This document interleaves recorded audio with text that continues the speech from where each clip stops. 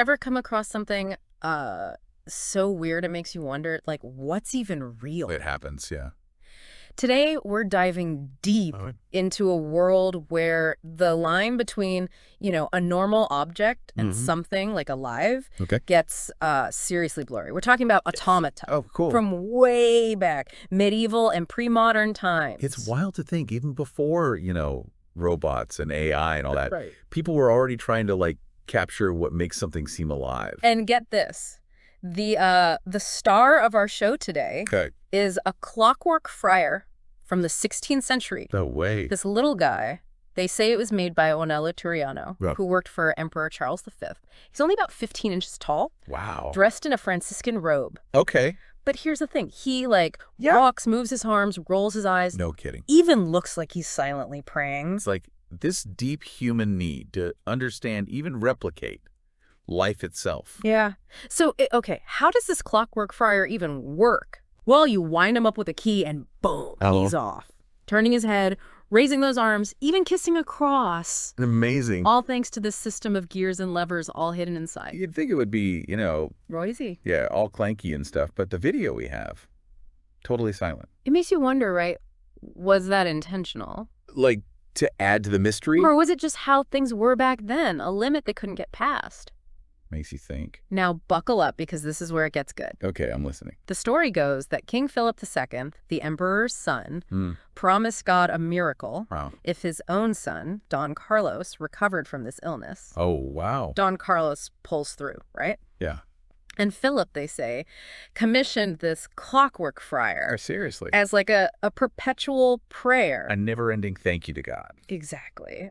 So, was this just a fancy toy, or did people actually see it as... As a miracle, yeah. Like, there's some spirit living inside. The sources mention other automata from around the same time. A female lute player in Vienna, and then there's a bell-ringing saint in Budapest. Oh, cool. But here's the thing. That saint in Budapest, it actually makes noise. Huh. So our friar being silent, was that on purpose? Part of the whole, artistic thing? It definitely makes it even more, like, mysterious. Yeah. It makes you think about how people back then would reacted, right? Totally. Okay, so we've got this incredible automaton, this story about miracles, and this eerie silence thing going on. Yeah, it's a lot. But hold on, because it gets... it gets even better. Yeah. Crafting lifelike things, especially of death, interesting, is pretty common in medieval and pre-modern art. Oh, yeah, for sure. Think about those lively corpses you see all over the three living and the three dead, the dances of death, and don't forget those fancy transit tombs. Those tombs with, like, sculptures of the dead person? Exactly. It seems like back then people were, like, really into this blurry line between life and death. And they didn't just make death seem lively. No. Sometimes they went all out to make these super realistic dead bodies. Right. Especially in religious art. Like, for example? Well, there's the Christ of Burgos. Oh, yeah, I've heard of that one. The art historian Alina Gertzman talks about it. It's an incredible sculpture. Super realistic sculpture of Christ on the cross with jointed limbs, like amazingly real skin and hair. It's so lifelike. And even, get this, a bleeding wound. Wait, a bleeding wound? How did they... It's wild, right? The Christ of Burgos is this mix of art and, like, engineering. Okay. It has a wooden frame, but then it's covered in calf skin and stuffed with wool, so it's, like, super textured. Wow.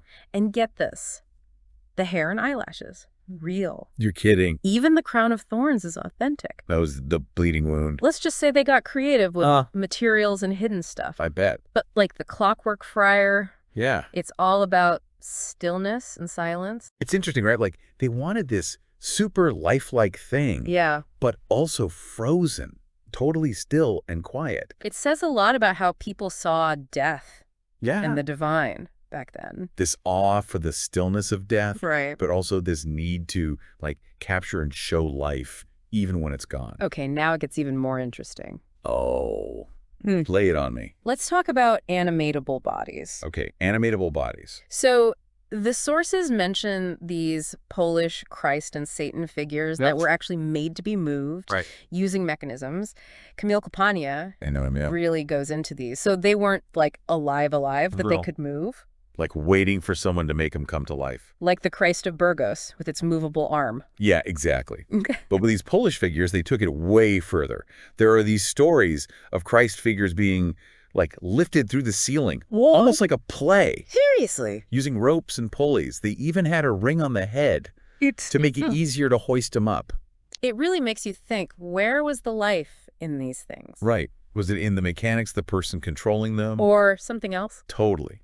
And that leads into this huge debate back then, a theological one, whether idols could be animated. Idols like statues of gods and goddesses and stuff? Exactly. Yeah.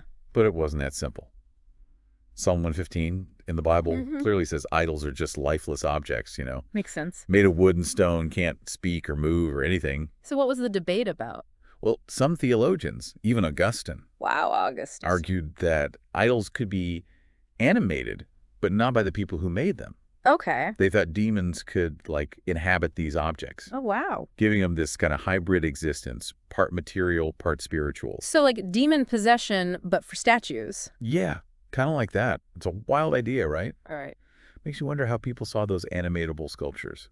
Purely mechanical. Or something more. Yeah, like something supernatural was happening. It's pretty creepy when you think about it. And it brings us right back to our clockwork friar. Full circle. Was it just a cool invention? A miracle. Or maybe even miracle. A little demonic. Remember, back then, the lines between science, religion, superstition, it was all much blurrier.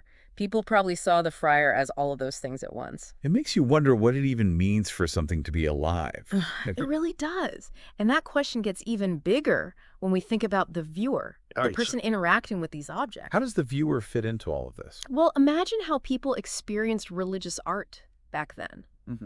They didn't just look at it. They touched it, kissed it.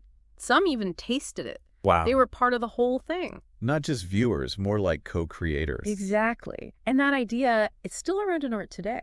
One of the sources talks about Michael Landy's Saints Alive exhibition. Saints Alive, okay. It had these giant kinetic sculptures. Those are the ones that move, right? Yep.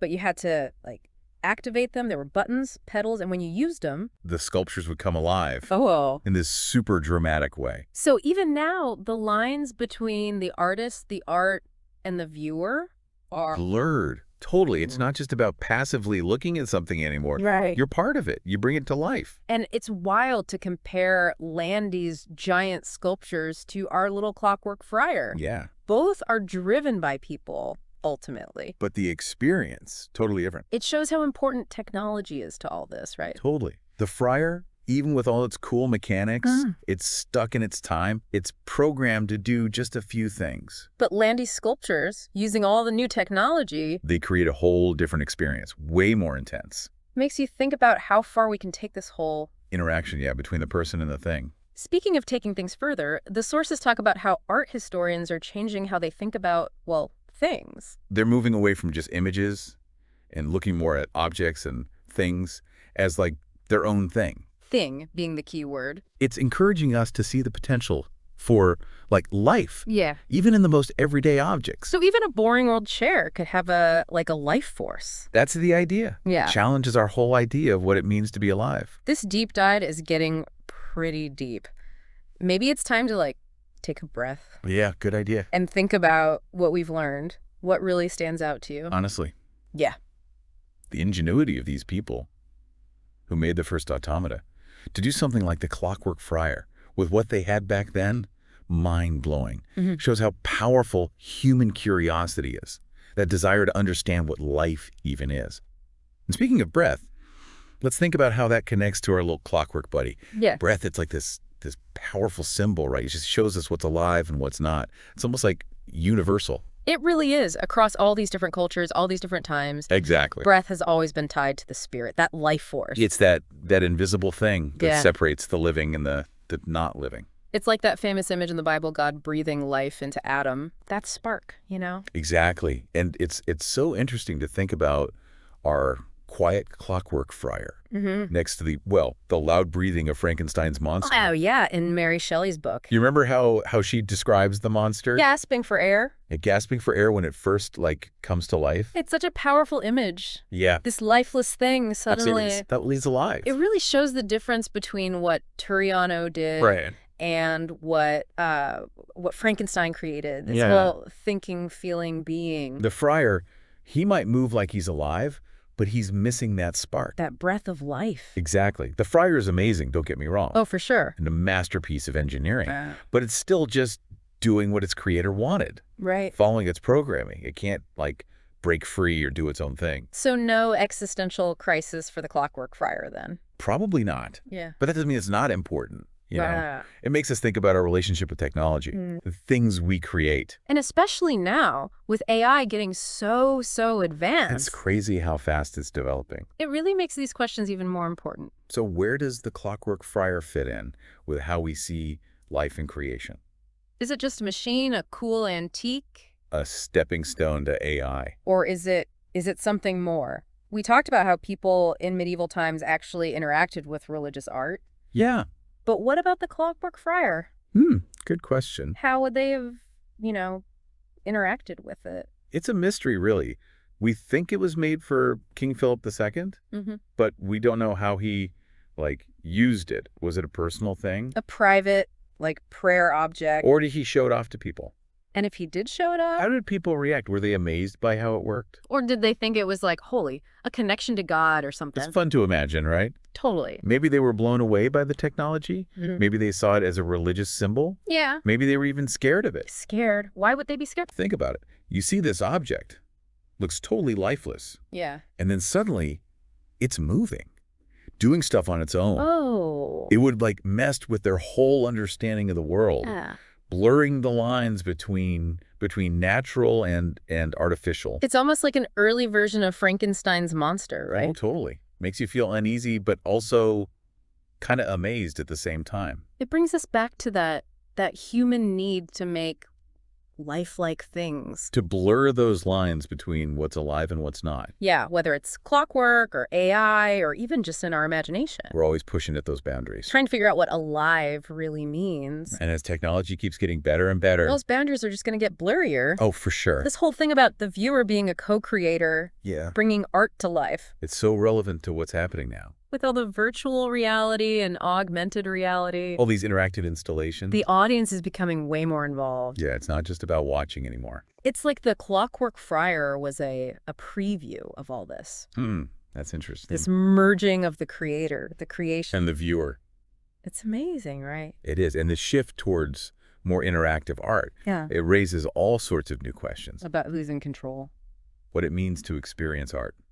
And it's not just art, right? This whole blurring of boundaries. It's happening everywhere. Especially with AI. We're making these systems so complex. They can learn. Adapt. Even create. It's getting hard to say what's human and what's machine. That's a good point. This idea of animating objects. Bringing them to life in ways we never thought possible. It's something we have to deal with now on a much bigger scale. It's not just a philosophical question anymore. It's a real problem. It's like, remember those anxieties people might have felt seeing the Clockwork Friar for the first time? Oh, totally. Those same anxieties are back. As AI gets more powerful. More integrated into our lives. Like the Clockwork Friar is a time traveler. Bringing those anxieties with it across centuries. So what can we learn from this little monk made of gears? Yeah, as we face this unknown future with all this advanced AI. Well, for me, it's about understanding why something was created.